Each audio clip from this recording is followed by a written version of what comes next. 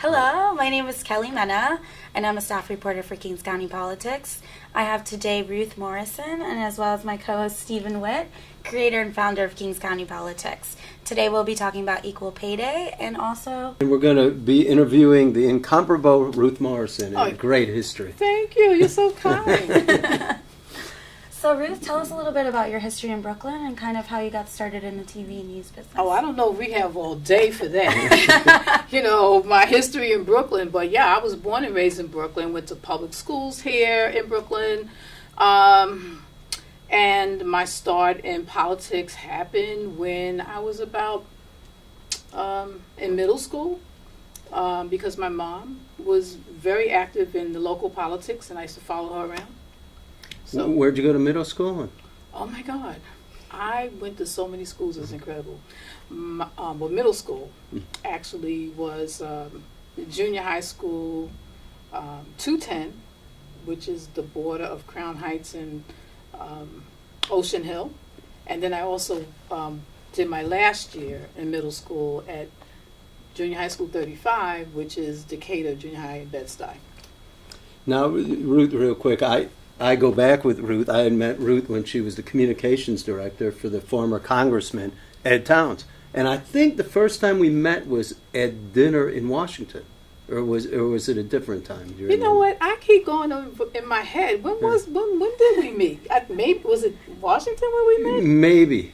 Ed, I used to go I was a staff reporter for Courier Life. And they used to send me to Washington during the Chamber of Commerce week. And the Congressman Towns, there was an Aquaba house, right by Howard University. Yeah. We'd have lunch there.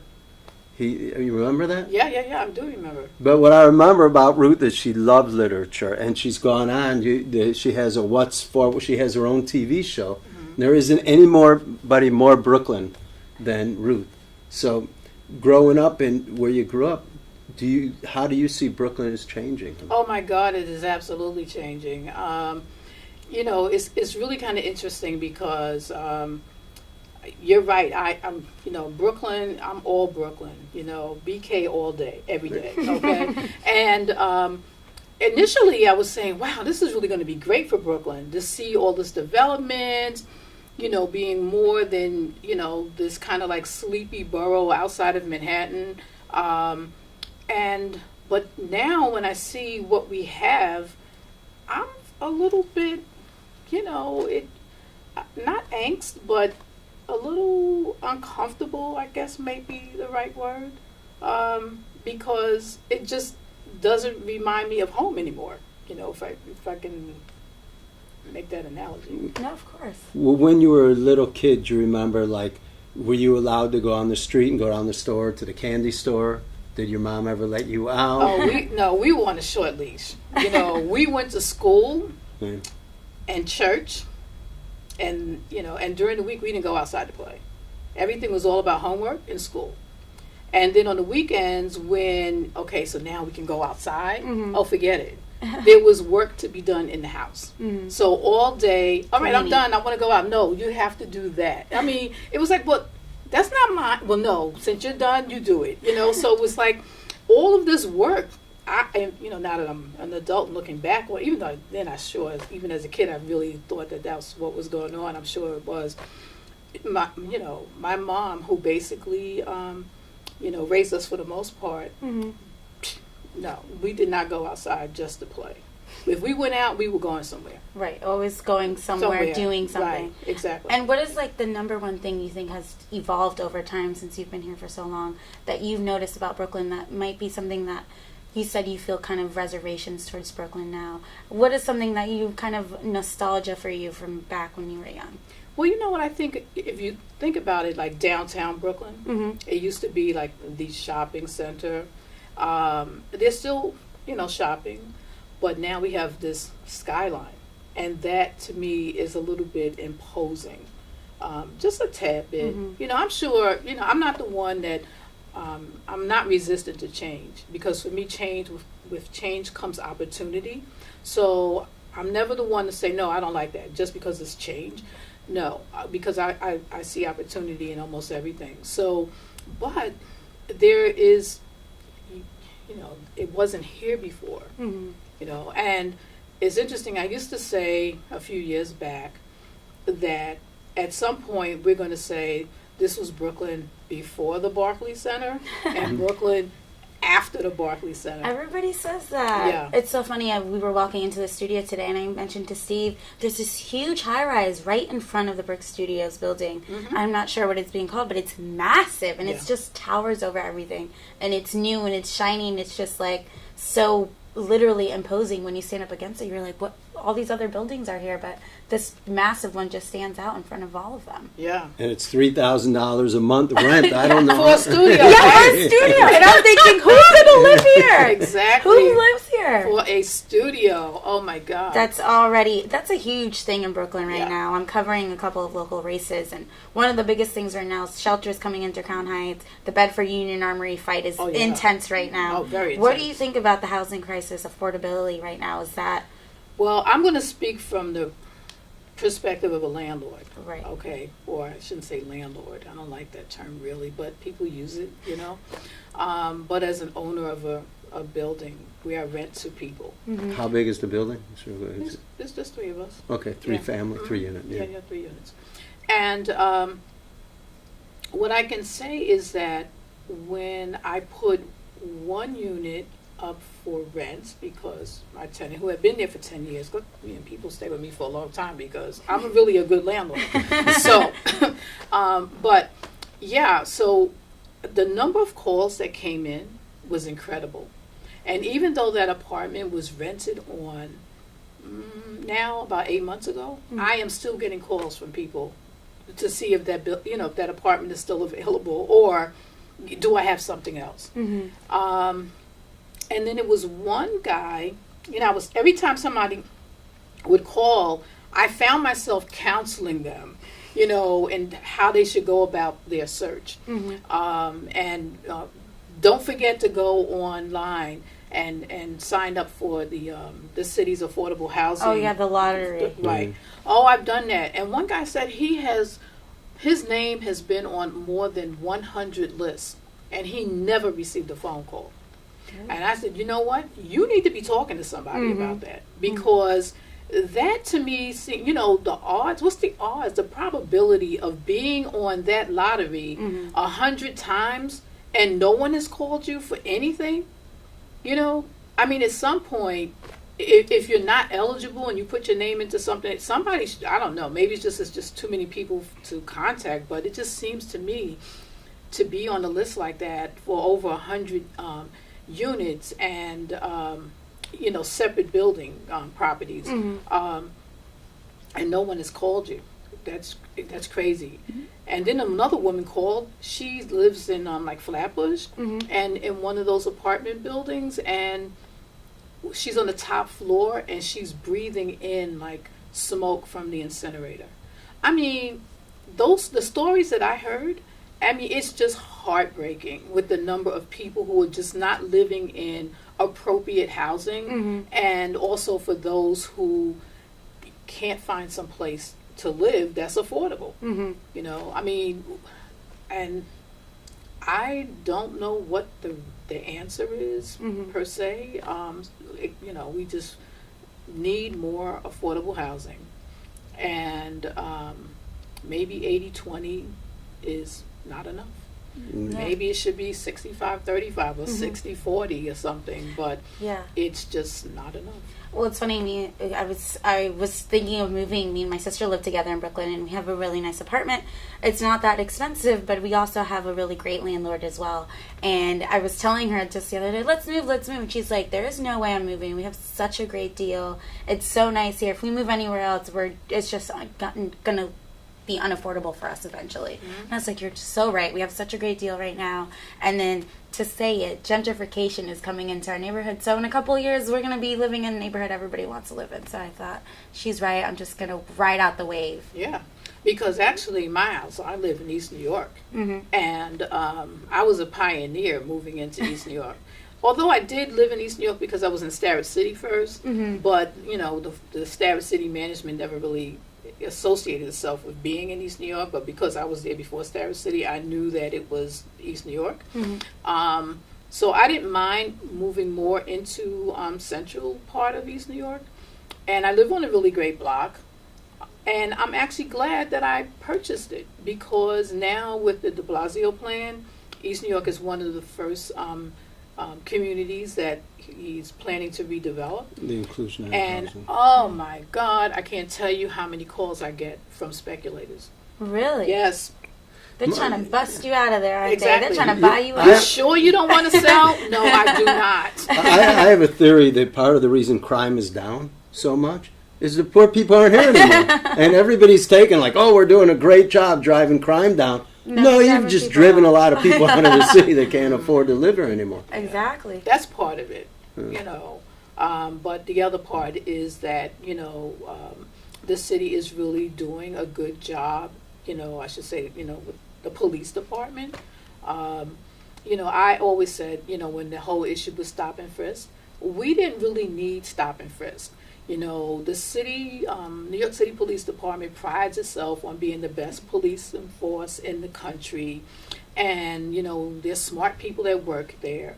Well, I would say, you know, well, the smart people should stop and frisk and start implementing intelligence. Just like the FBI, they don't go around stopping and frisking. Mm-hmm. What they use intelligence to find people that they want to find. Mm-hmm. So the city police department should be doing the same thing. They do it for certain things, like for, you know, to prevent terrorism, but for, you know, the regular run-of-the-mill kind of, you know, which I wouldn't consider gang activity run-of-the-mill. Really? Yeah, no, that's not run-of-the-mill. That's, you know, gang activity, mob activity, that's not run-of-the-mill.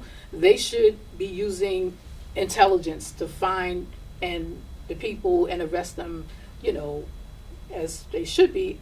They don't have to stop and frisk everybody on the street, you know, just to do that. But I will also say that I feel badly for the, you know, people will probably say, I can't believe she said that, but, you know, for the you know, the person who's walking the beat, the police officer, because they're like between a rock and a hard place, because they have to follow orders from their, you know, superiors, and then at the same time, the people on the street are kind of like pushing back as well, so Right. they're like in between. So Yeah. I mean, They they're have just a hard out there job. trying to do their job. Right. I will say that I live by the 7-0 precinct, and sometimes I feel like, you know, you just naturally, when you're a person of color, I hate to say it, you just naturally have this, like, hyper awareness when they're around you. You just naturally get like, oh no, like, are they looking for me? What are they thinking? Like, you just naturally get that way. It's just the way unfortunately society is, where you just are raised to always be conscious of that.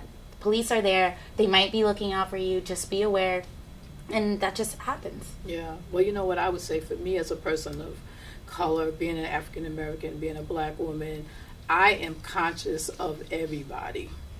You know, I'm walking the street, I'm focused on everything, Right. you know, and, you know, and that's part, you know, sometimes it's good, but sometimes it's not good, where you have to be always on, you know, just walking the street, just, you know, going to the grocery store, you have to be on, because you just never know. I mean, it's not so much just the police, it's also, you know, people who are out there to scam you, you know, so you just have to be, you know, careful. I was just visiting another country, and I never realized how aware I am all the time living in New York. Like, over there, I was constantly being, no, I can't do, you shouldn't do this, and you shouldn't do. Everybody's like, calm down, Kelly, nothing's going to happen to you. I'm like, I just have that hyper awareness from living in New York, that you just have to be a certain way when you leave your house, because you don't have that comfort of that kind of security that you have at home. And unfortunately, since I'm a woman and I'm kind of petite, I've always been told to be like extra aware, and I am. When I leave, I'm always like, I hope to make it back home in one piece at the end of the day. And it's just something I guess New York is dealing with. But now that they're driving all the poor people out, I don't know, we're going to have to deal with it much longer. Yeah. Well, speaking of women and stuff, today is what is the day that it seems everybody's on. I didn't even know that they have a special Equal Pay for Women Day. I mean, they have, what's it called? Equal pay. Yeah, equal pay for equal work, I think. I'm not sure if that's the rhyming thing. I might be off a little bit. But you're wearing their colors, Steve. You're I didn't know. supporting us. Yeah, I am. I'm a supporter. Yeah. I mean, my mother would, you know, I'm sure she's a very militant woman. But, you know, I am, you know, it's funny how the women's movement is evolving. You know, it's. I mean, as a man, there's certainly I support equal pay for equal women. Mm-hmm. Yeah. You know, I'm really excited because I see, like the millennials, like, basically beyond just, they're not really just holding up the rear. They're really getting out front, and they seem to be real clear that they want to be treated equally. And if they're doing a job that somebody else is doing, that they should not be as a woman, should not be paid less.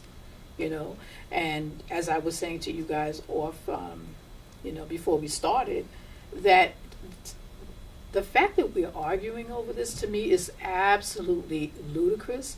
To me, it just shows the insecurity of men. Yes, I said it, men are insecure because, yes, Here we they go. are insecure, because, when you think about it, if your wife or your significant other partner is not being paid what she is worth, that's less money coming into your household. Why would you want less money coming into your household when more money could be coming in if that person was being paid what she's worth? Mm-hmm. No. I mean, logically, it just doesn't make sense. Mm-hmm. But for some man to stand up and argue that a woman shouldn't be paid as much as I am because, I'm a man and she's a woman, well, yeah, then, well, maybe you want to eat bologna sandwiches or something, because it just doesn't make sense to me that you would want less money coming into your household. It just doesn't make sense. No, it doesn't. And thank you for saying that about millennials, because I'm like right at the beginning. I could technically say I am. I think the great part about our generation as well is like, I think because so many of them are like breaking that barrier of like, you have to go to school to have the same experience, and a lot of people, 21-year-olds now have the same experience as 50-year-olds or are surpassing them intellectually or in some breakthrough way. And I think technology has really bridged that gap. Yes. And that's why there's so many like new technological companies coming out. Apps have grown hugely. Like some of the billion-dollar companies are Snapchat, Twitter, these huge Well, not companies. Snapchat, not yet, okay? Because the jury's still out with Snapchat, because right now they only have that one property, basically the disappearing photos, okay? And Facebook said, okay, well, you didn't want us to buy you. Mm-hmm. Guess what? We're going to bury you. And they're doing everything that they can to bury them because they now have Facebook stories. They also have Instagram stories, so, Snapchat still has its loyal audience, but it pales in comparison with the amount of people that are on. It's over 1 billion people on Facebook. I think Facebook is so much easier to use because Snapchat, everything goes away quickly, and then it's not really something that you need to do every day, whereas Facebook you can actually visit every day and kind of get information from. There's CNN is on there. There's news on there. It's not that Snapchat doesn't have that, but it's not kind of the same audience.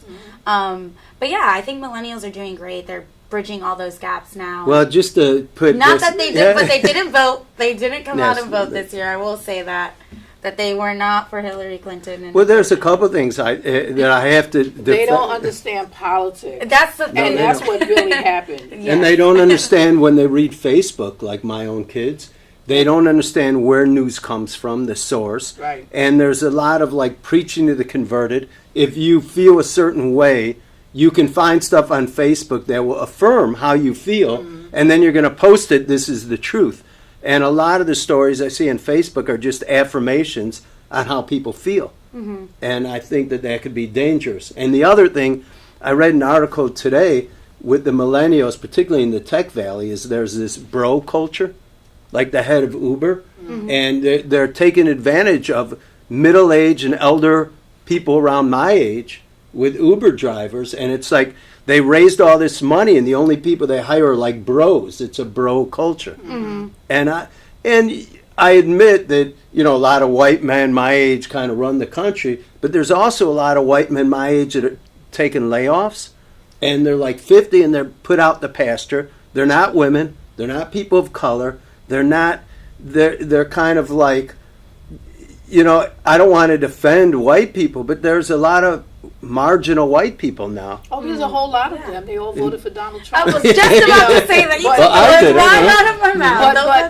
But I don't consider you to be in that category. Yeah. But the thing is that the last time I checked, I thought discrimination, in terms of hiring based on age was illegal. So, well, try to get a job in the 50s and go in and you see a millennial interviewing you, and it's sort of like, I would imagine, I'm not black, but a black person going in, you almost get a vibe right away that they're looking at your age. Mm-hmm. Yeah. Mm-hmm. So, well, no, I mean, I'm just saying, you whatever the other is, they would be looking at them, so if it's age, you don't really fit the profile. If it's a black person, you don't fit the profile, So I get what you're saying, but, it is illegal. I'm hoping that we're moving from the age to identity politics to multicultural politics. Mm-hmm. And I definitely see a separation. I think identity politics is sort of like, well, the voting bloc is getting bigger now with Hispanics and blacks, and we put them together, we can kind of forget this other group. And I think multicultural politics is like, look, we're all in it together. Right. And I'm hoping that identity politics was a passing fad and multiculturalism is the future. Well, you know what? Identity politics was absolutely necessary because if it had not, because of the way our country, developed. So you had to have identity politics, because if you didn't, no one else is going to fight your fight but you. So that's what was needed. But I do feel in a way that there is a little undercurrent that, we could be moving more towards that multicultural, where it's more like a coalition of, various people who, have not been in the power class, if you will.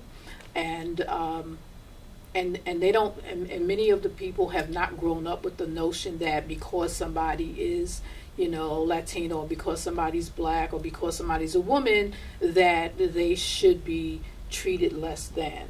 So, I do see more of that multicultural type of feeling. But at the same time, I also see what I call the New York City subway syndrome.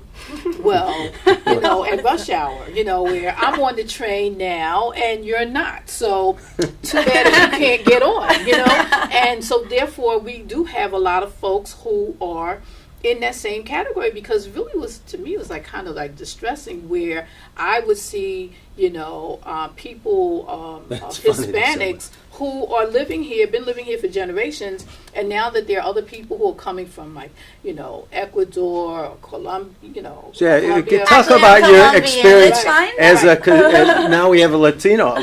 But the point that these people are new. It's like, well, what are you doing here, kind of thing. It's like, no. So they want to send people back. Yeah, you should go back. I'm here. I've been here for generations. I'm born here. My parents have been here for, since before Columbus and blah, blah, blah. And so, but they don't want any new people to come in. So that's what I say. I liken that to how people behave in the New York City subway system during rush hour, because, the train is crowded, I'm on, and I could move in a little more to let somebody else in, but I'm not going to do it. And that's the same kind of,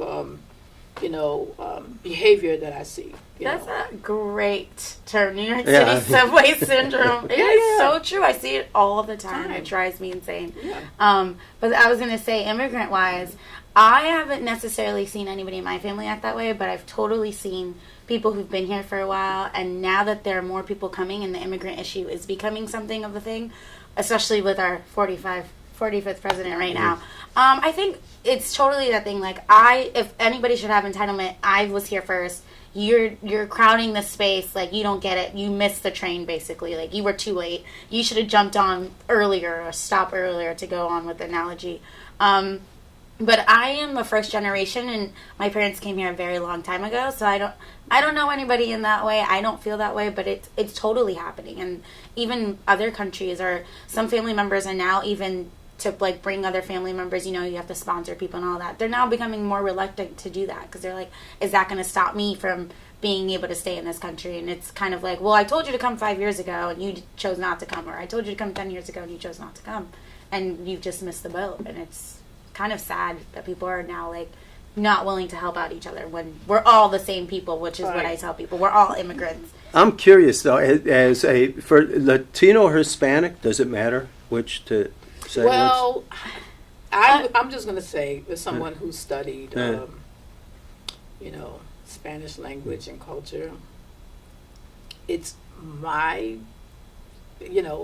like for instance, Hispanic is basically people whose origins come from Spain, wherein if I am Portuguese, I'm not from Spain, so could be considered Latino, but not Hispanic. Yeah, that's exactly what I was going to say. It's just like if your origins are from Spain, you're Hispanic, and then Latino is kind of everybody else. Encompasses like Central America, South America, the Dominican Republic, things like that. That's why on the census they had to change it, because it was such an uproar to have us as one category, because we were like, well, that's not technically not me. And then I think also people don't realize Latino, you could be mixed with anything. If you're from Brazil, you could be black, you could be white, you could be anything. So that also became a huge thing on the census. Now that's why you do Hispanic, and then they ask you your origin, actual like race coming from. I bet you don't look at those things. I didn't know. And as a reporter, I always wonder, should I write Hispanic or Latino? And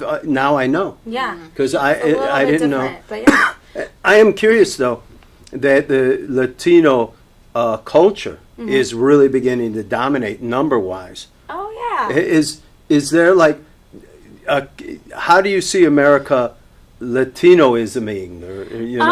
Well, the number one thing I think, I'm from Florida, and it was a huge thing when Taco Bell came out with the Spanish edition of their menu, and people were like, why is it in Spanish? It should only be in English, because Americans stopped realizing that they're not the number one category now, like white America. They're other cultures coming in and kind of overpowering them culturally. So I think it's a great thing, especially because when you start globalizing, more people start becoming aware. I hate to say this about America, but sometimes we can be very American-centric. Yeah, right, myopic and it's just like we're so like horses with blinders on, and we're just like, well, it's only us, I only see this and I only see that. And so I totally see it in some of my friends, and when I see them finally starting to realize, like, maybe this is a good thing, I'm learning about this, and the world is just evolving and changing. I think it was 10 years now, I'm not even that old, so I'm young.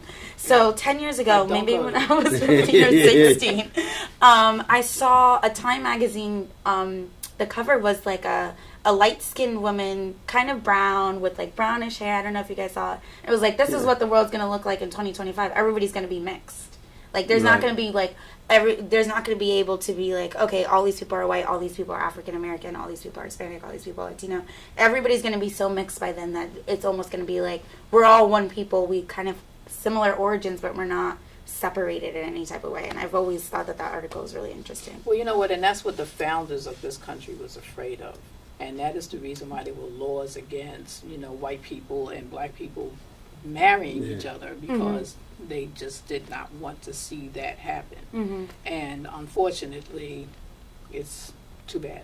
It happens. It just happens. That's the way the world evolves. I was reading an article also the other day about somebody calling this was written before Donald Trump won his election, about how America's on a plane on like Flight 93 was the analogy. I don't know if you guys read the article. And it was like, Donald Trump is our only way to save white America.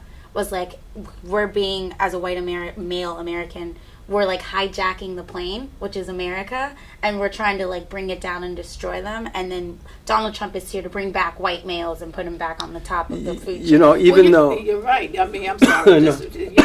And that's how I would characterize those, white males, and not all of them, but the ones that we were talking about, middle America, very low education and low information and blah blah blah.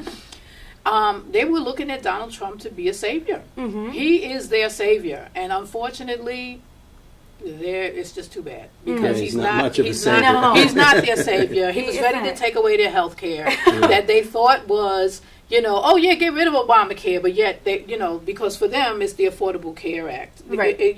Not knowing that it's all one and the same, which goes back to a point that you were raising earlier. As my issue here is that when you have family people who are concerned, well, if I let you come in, am I going to have to go back too? It's because we've taken civics out of schools and people don't understand government and how it works. And because they don't understand how government works, they're afraid of various things, because they just don't know. And these folks, they just don't know. They think that Donald Trump is going to be king and be able to save them, and he's not going to be king because we don't have a king. He's a president, and he's just one branch of government. And truth be told, from my perspective, it is the judiciary that has the most power.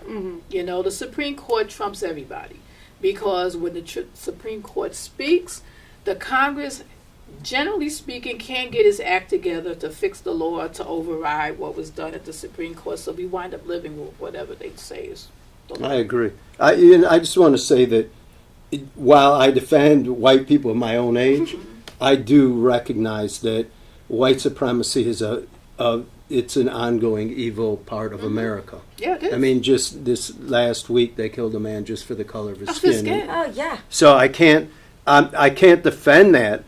On the other side, I can't defend anybody killing anybody for anything. Right. And I'm not a big de Blasio, supporter per se.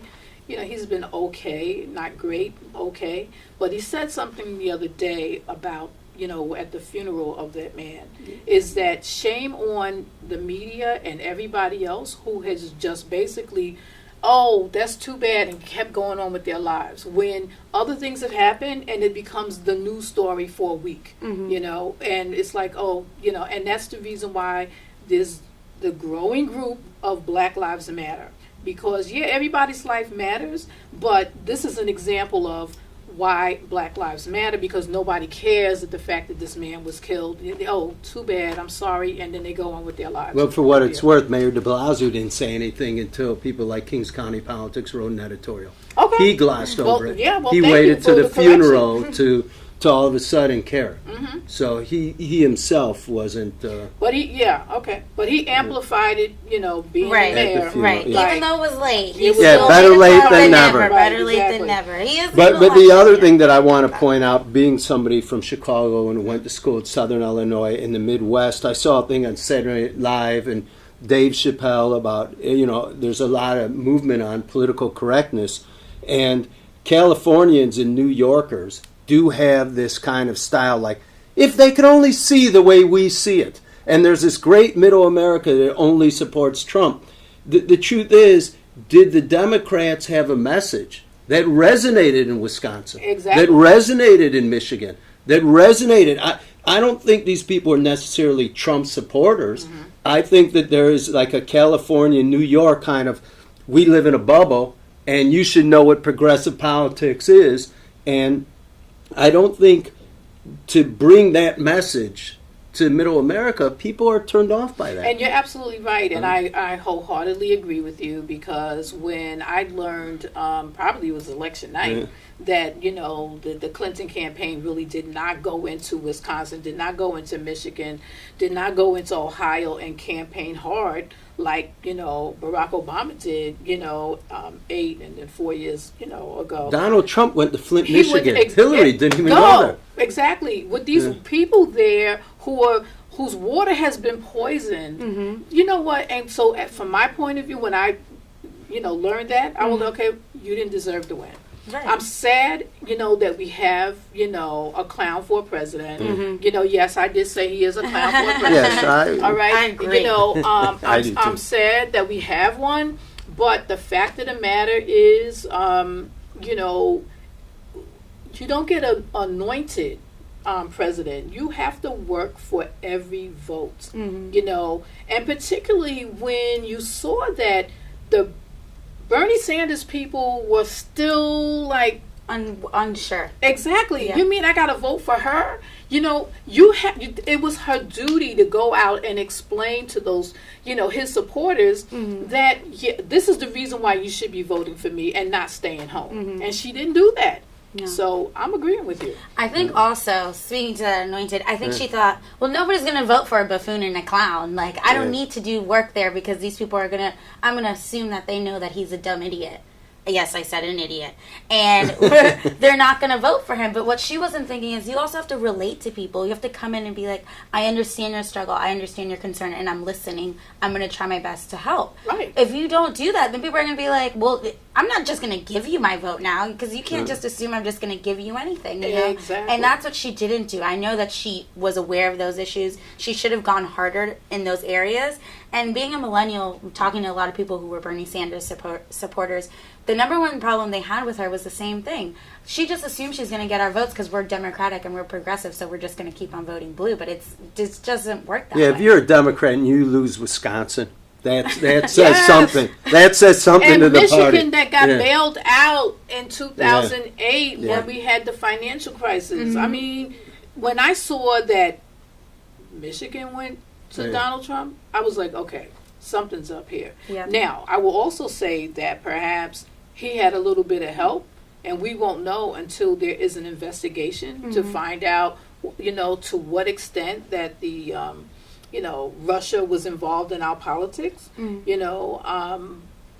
because I just can't believe that people who were, now were able to keep their jobs or get their jobs back would just, be disloyal, to the people who helped them get a job or keep their jobs, so, and that's where that also with the fake news comes in as well. Yeah, I love that term. I know. Fake news Fake with news. the alternative facts. It's terrible too because my name is Kelly and her name is Kelly Ann Conway. So it's every time somebody says something, I'm just like, oh, don't even put my name in the same. And you know what? That's really interesting because now whenever I see someone who's, if their name is Kelly, I kind of like look at them like, okay, all right. I know people do. I know people look at me now and they're like, oh, your name is Kelly. Oh no, like what can we expect? All Kellys are going to be the same. I'm just like, ugh. But one time, you only had one job to do, was just look pretty and just help out and not really be crazy. But of course, she was just... His whole administration is God. That's crazy. When I tell you crazy, it's just... It's so funny, too, because it's like, what did we expect, really, from somebody like this? The one thing that I got to go and I don't like my daughter is like, oh, I wish Barack was president forever. I don't believe that. I think 8 years, no matter how good or bad you are, you're done, right? Yeah. But I will say that looking back on the Affordable Care Act, and it's been proven, I think that it needs to be tweaked, but it's a solid act. It's a solid. I mean, it works. When it got passed, it was a compromise from the beginning. They said that the initial draft for the Obamacare was not passed at all. It was good legislation. On the whole, it's a good piece of legislation. It was needed. But they made concessions with the Republicans at that point. But the Social Security point. Act was not a good act when it was first initiated because a lot of people don't know black people were not eligible for Social Security. It needed to be amended. Okay, so yes, Medicare, it needed to be amended. So why would anybody think that this huge? I mean, really, I don't want to use my number 45 voice, but huge piece of legislation would not need to be amended. I mean, that's really. I just don't get why people think that it was okay. It was supposed to be perfect. No, it's not perfect. No huge piece of legislation like that is going to be perfect. It isn't. And when it takes this many people to even make an agreement, that's the thing. When Obamacare went into place, the only reason it got passed was because Obama made so many concessions. He was like, okay, we'll change this part, and we'll change this part, and we'll change this part, just to get it passed and going. Because he knew that it was an emergency. So many people did not have health care. And he was like, I need to do this, and I'm going to make concessions, and somebody's going to fix it, but at least I got something passed. At least I got us something. I had interviewed a woman who's an old Irish woman from Bay Ridge, and her grandfather was like a cop from ages ago, and she said when they first passed Social Security, he refused to take it and said, this is for the poor people. When Social Security was first passed, a lot of people were like, oh, this isn't for the middle class. This is only for the poor. Now it's like everybody gets Social Security. Yeah. Yeah. And you know what? Because, the thought of where we were as a society before that, it's like if you didn't work, you didn't eat, and there you still had, homeless people on the street.